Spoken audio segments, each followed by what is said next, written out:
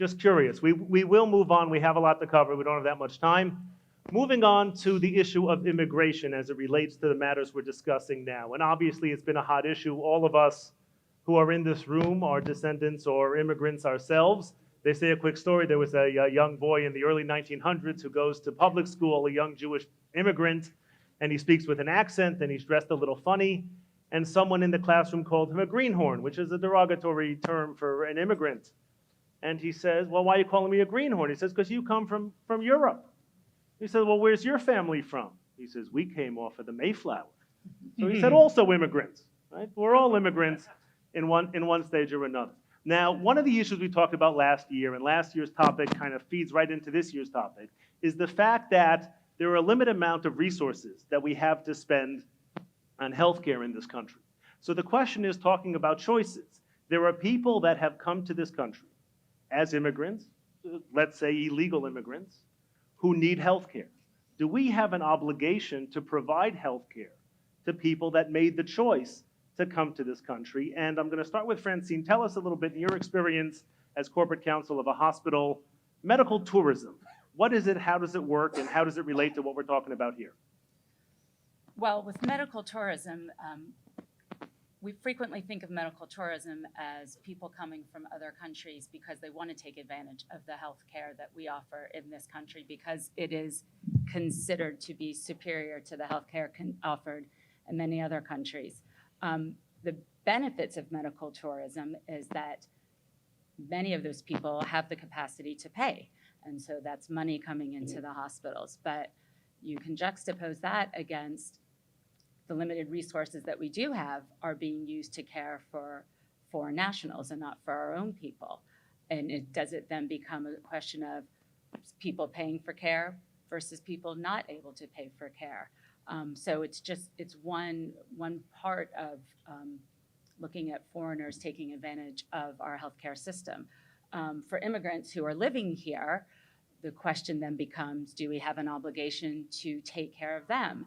And I do think it is important and helpful to provide health care to them because what we frequently see is these immigrants shying away from the healthcare system. And as such, when they finally get to the hospital, they are that much sicker and their care is that much more expensive and they use that much more of the limited resources. So if we step back and provide care up front, it's more in a preventative nature or dealing with the medical needs from the get-go rather than waiting till it becomes so expensive and becomes an even bigger deterrent from them obtaining care. Dr. Kaplan, as a society, do we have an obligation to care for people that are medical tourists, that are coming into this country because they either want to be born here to have citizenship or they just want better medical care? Is that an obligation that we have? Well, as I said earlier, I think we should euthanize them.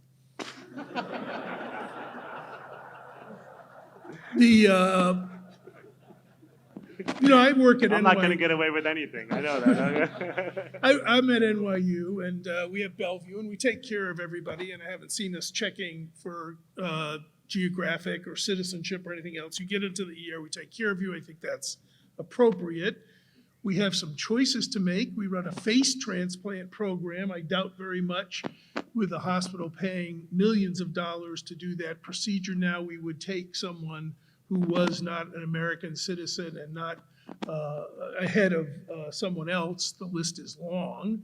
There are transplants done on foreigners, and in fact, for those who are interested in the law, 10% of a hospital's transplant list can be foreigners, but all of the transplants go to wealthy people. There are very few poor people who come in and get a transplant that way. Let me make one other point about why it makes sense to take care of people. You touched on it a little bit, but it's actually worse. If you are think about the people who mow your lawn, take care of your kids, make your food. Do you want them to have hepatitis? Do you want them to have flu? Do you want them to spread diseases? It is imprudent not to make sure that basic public health goes to everybody in the country because they're going to put everybody else at risk if you don't do that. When you see situations where you have people, captured, if you will, and held on the border in these confinement areas before they deport them, they are basically like prisons, generators of infectious disease. So there are a number of reasons why, in addition to not letting things get worse and not leaving children without their parents and not having situations where you have very vulnerable people unable to function and go to their jobs, you want to protect the society and the community, a question you asked us about earlier. And in the healthcare area, it really makes sense to not be, sort of foolish about it. Rabbi Broad, in addition to being a rabbinic scholar, you are a professor of law at Emory University Law School. We have a room full of attorneys here. What are some of the legal matters here? Well, I think it's important in medical tourism to recognize that hospitals do medical tourism because it's a cash and carry business. And it's very common in the United States when you look at the development of treatments that many treatments started in a very expensive way, serving only the very wealthy who could pay. And over time, these treatments are reduced in cost as their volume increases. And this allows treatments over time to become available to everybody. This starts with insulin many years ago and has progressed consistently. To not allow absolutely fantastic, excellent care for people who come with cash in a suitcase deprives us in the long term of the trickle-down effect of excellent medical care. It's important to understand this has been the way medicine has run for 75 years in the United States. Face transplants start as being limited to the top 1%, and eventually they become available for all of us. I myself would like one, certainly, without any question or By difficulty. raise of hand, no. Thank you. Let me say, my wife would like me to have one.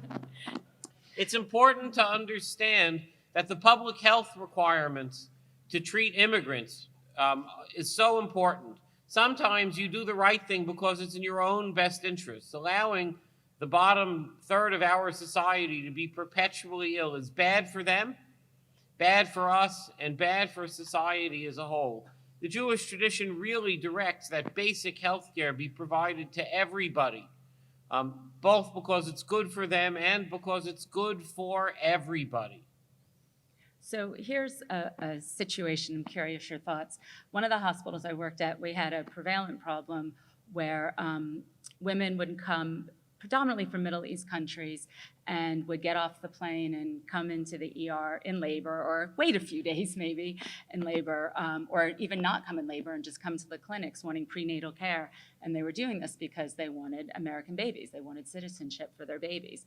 What are our obligations there? What just curious your opinions. It seems to me that this is two different questions rolled up in one. A woman comes into the hospital in labor. You don't ask, why are you in labor in my hospital? It seems to me that you deliver the baby without regards to the legal consequences of that delivery. The underlying law question as to whether the Constitution requires that all children born in the United States be American citizens, that's a different question. It could very well be that we should change the law or change the Constitution and limit citizenship to those people who are properly in the United States, or maybe even not people who have tourist visas. It's well known that diplomats who have children in the United States, diplomats also sometimes have children. Their children are not U.S. citizens by treaty. It could very well be that this is not a medical question. This is a natural-born citizen question, citizenship issue. But to me, when an OBGYN says, I'm not going to help you with your delivery because the 14th Amendment problems of citizenship bother me, that's a terrible approach Right. For an OBGYN. Yes. It might be that this is a matter that Congress needs to address as to whether citizenship comes automatically to anybody born in the United States.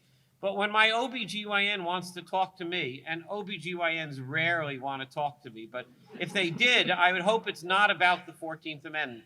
Right, we'd be talking to them about EMTALA maybe in a violation if they refuse, Art, anything right? you want to chime in here?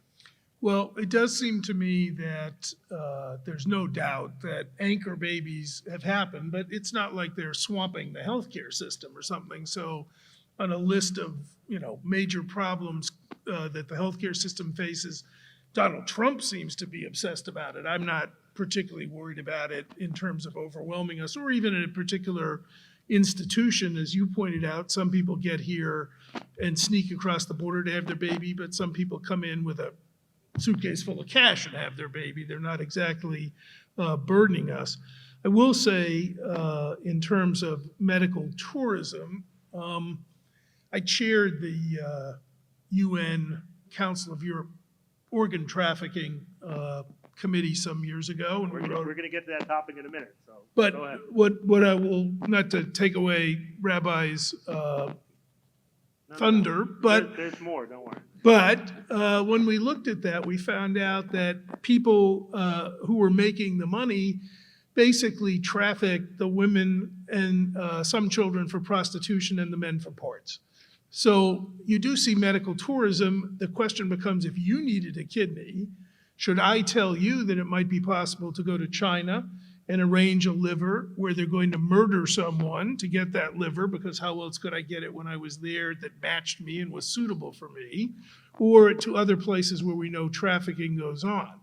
And I do feel an obligation to say, when people have sat rabbi-like in my office, here's something that you could do. You could go to China and they will kill somebody in their prisons and get you your part, and you will probably get it much quicker than you would get it here, waiting on our cadaver list.